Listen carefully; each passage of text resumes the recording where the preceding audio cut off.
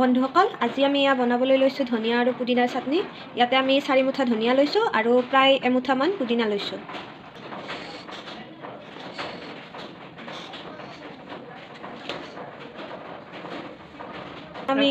আমি ধনিয়া আৰু পুদিনাখিনি মিক্সি জাৰ এটাত সোমাই লৈছোঁ।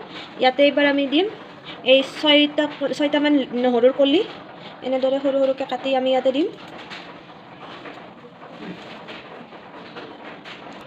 আমি প্ৰায় 1 ইঞ্চিমান আদা লৈছোঁ, এইখিনিও ইয়াতে সৰু সৰুকৈ কাটি দিম।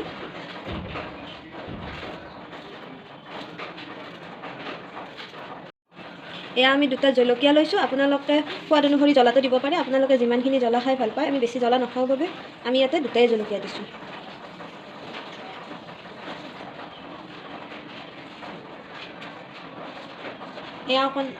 আমি অকণমান ইয়াতে জিৰা দিম, গোটা জিৰা। আপোনালোকে জিৰা গুড়িও দিব পাৰে, জিৰা দিলে অলপ সোৱাদটো বেছি ভাল লগা হয়।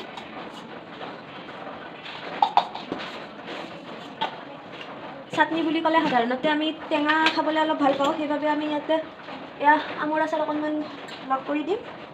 আপোনালোকে দেখিছে আমৰ আচাৰ, আমি অকণমান লগ কৰি দিম। চাটনিটো সাধাৰণতে আমি অলপ টেঙা হ'লে ভাল পাওঁ।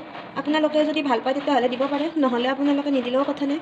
আপোনালোকে যদি টেঙা ভাল নাপায় তেতিয়াহ'লে অকল আদা, নহৰু, জিৰা, জলকীয়া, এনেদৰে ধনিয়া, পুদিনা এনেদৰে দিও চাটনিখন বনাব পাৰে।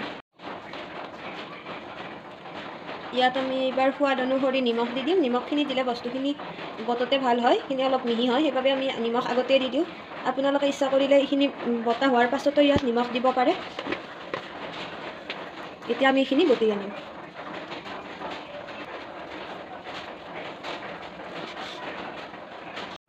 চাওক, আমাৰ ধনিয়া পুদিনাৰ চাটনি ৰেডি হৈ গ'ল। আমাৰ ঘৰতো এই চাটনিটো সকলোৰে বৰ প্ৰিয়। আপোনালোকেও খাই জনাবচোন কেনে লাগে এই চাটনিটো।